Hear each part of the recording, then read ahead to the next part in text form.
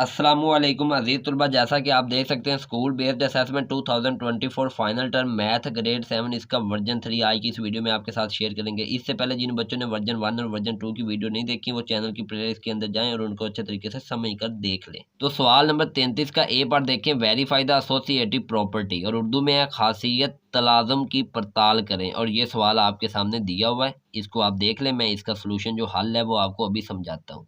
जी, तो अज़ीज़ तलबा सवाल के अंदर देखें, ये ब्रैकेट है, पहले ब्रैकेट हल करनी होती है। इज़ इक्वल टू भी है, ये लेफ्ट हैंड साइड है, ये राइट हैंड साइड है। तो लेफ्ट हैंड साइड के अंदर ये 4 और 3 है, इसका एलसीएम क्या आएगा 12।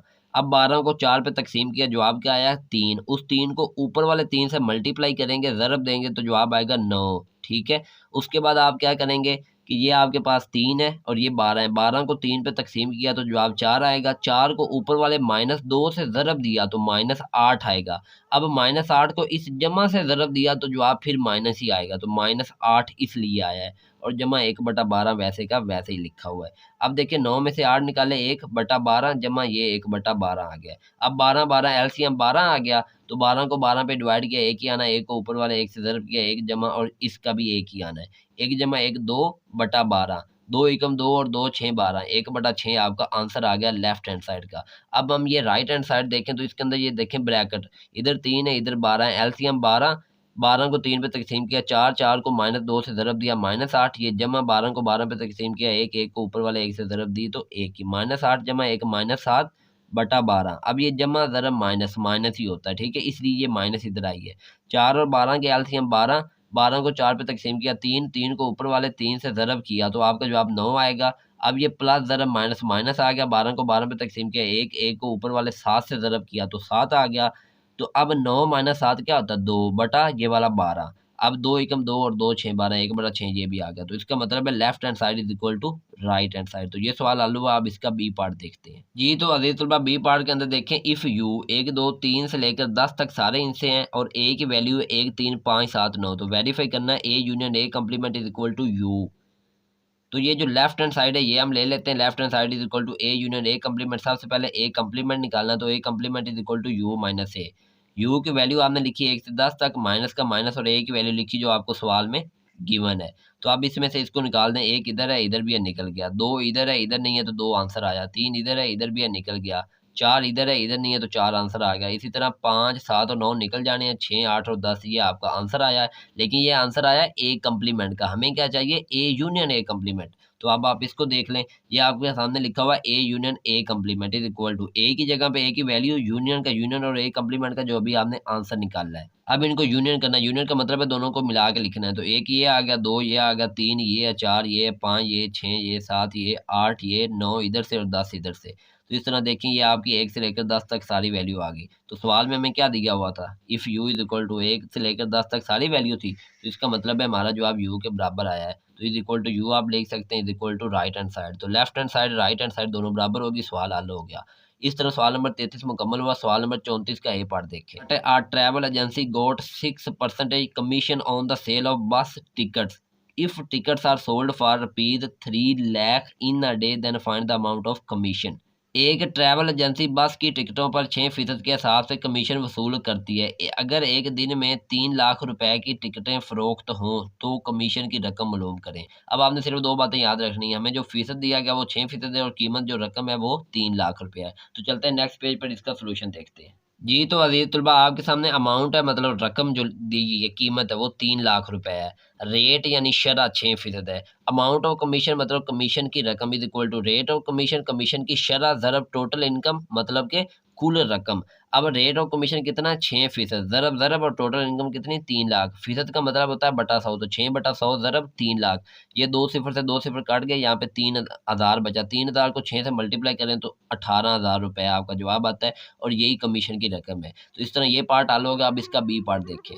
Find 35th term if the general term is a n is equal to 3n जमा 4। उर्दू में ये सवाल लिखा हुआ है, तो आप जनरल टर्म लिखें A n is equal to 3n जमा 4। हमने कौन सी मतलब टर्म निकालनी है 35th। 35 नंबर, तो n को आप 35 के बराबर रख लें। अब a n नहीं बल्कि a 35 आएगा इज इक्वल टू 3 और n की जगह क्या लिखेंगे 35 जमा 4 आएगा।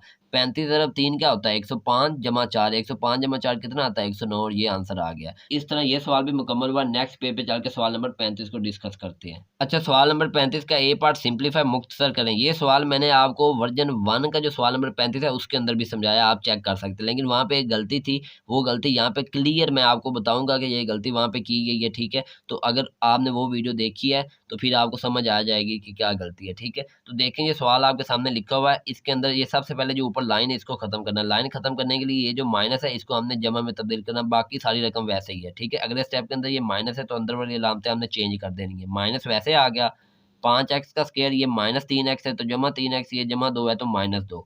इसको इससे मल्टीप्लाई करना, 4 ज़रब 3 12x, 4 ज़रब 2 8 आ गया और जमा का जमा आ गया। अब 12x और जमा ये 3x क्या आएगा 15x। उसके बाद ये -5x का स्क्वायर जमा 8 में से माइनस के 2 निकल गए जमा 6, तो ये आपका आंसर आ गया। ठीक है, लेकिन उधर गलती ये थी कि ये जो -5x का स्क्वायर है ना, इधर गलती से जमा लग गया था, ये उधर गलती हुई थी, चाहे आप चेक कर लें, तो इसको आपने सही कर लेना, माइनस आना। ठीक है, तो इसका जो बी पार्ट है ना, ये वर्जन 2 के अंदर मैं आपको समझा चुका हूँ। सवाल नंबर 35 का बी पार्ट वर्जन 2 के अंदर वही इसका था, तो इसलिए ये हल नहीं किया, सिर्फ लिख दिया कि वर्जन 2 के अंदर आप इसको देख लें। आगे 36 का ए पार्ट है, आप bike cover the distance of 160 kilometre in 2 hour, find its speed in kilometre per hour. एक मोटरसाइकिल 2 घंटे में 160 किलोमीटर का फासला तय करता है, उसकी रफ्तार किलोमीटर फी घंटा में मालूम करें। इंग्लिश मीडियम वालों ने ऐसे हल करना है, उर्दू मीडियम वालों ने ऐसे हल करना है। तो डिस्टेंस 160 किलोमीटर है, टाइम 2 आवर है, स्पीड मालूम करनी, स्पीड का फार्मूला था डिस्टेंस बटा टाइम, तो डिस्टेंस 160 बटा टाइम 2 घंटे।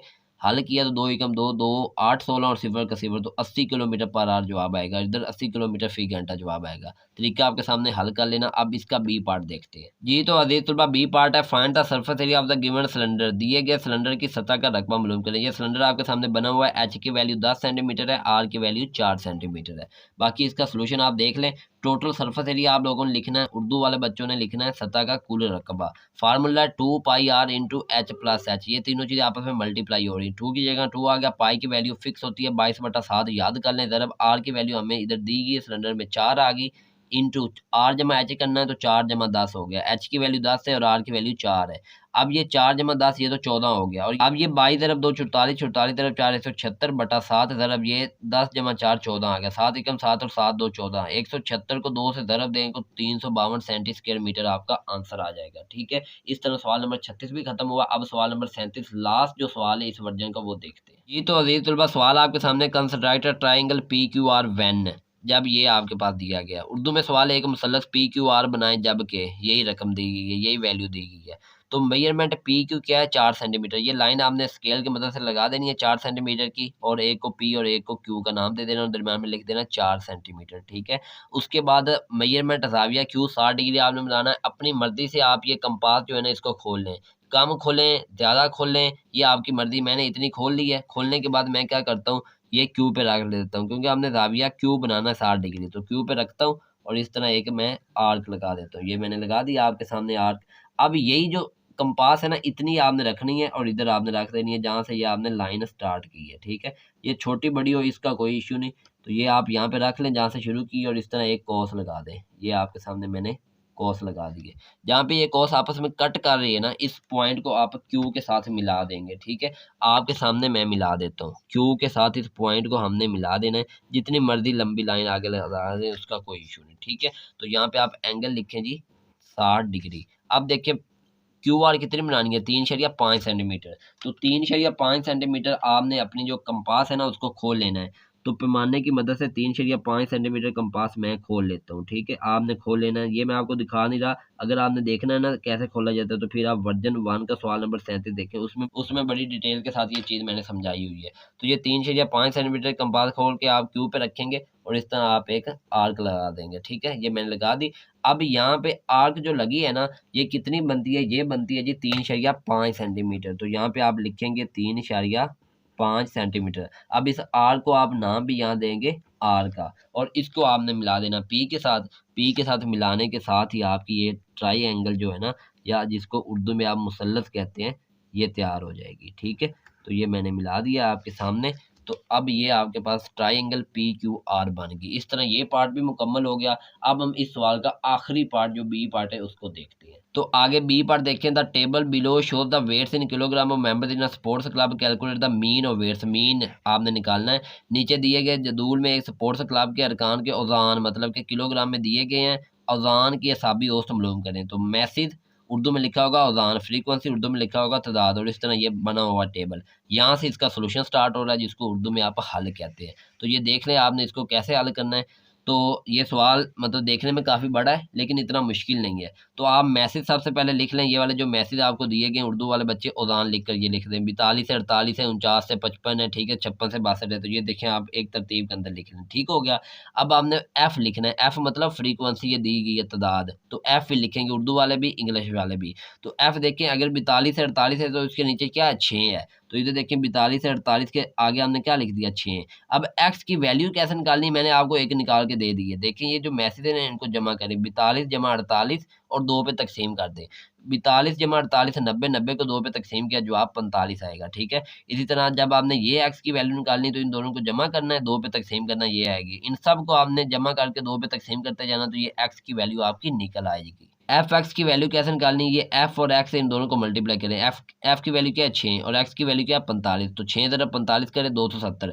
इस तरह ये वैल्यू किस तरह आई है 8 ज़रब 52 से। इसकी वैल्यू क्या आई है 12 से 59 को मल्टीप्लाई किया तो ये आई है। बट ये वैल्यू आपको निकालनी आनी चाहिए। तरीका मैंने आपको समझा दिया, इस तरीके से आपने ये वैल्यू निकाल लेनी है। अब नेक्स्ट स्टेप में आपने क्या करना है कि आपने 2 काम करने हैं। ये जो एफ की वैल्यू है ना इसका समेशन लेना है, मतलब इन सबको जमा करना है। ये सारे अगर आप जमा करोगे ना तो 50 जवाब आएगा, और समेशन एफ एक्स भी करना है, यानी ये जो जवाब है ना इन सब को आप जमा करें तो ये जवाब आएगा 3069।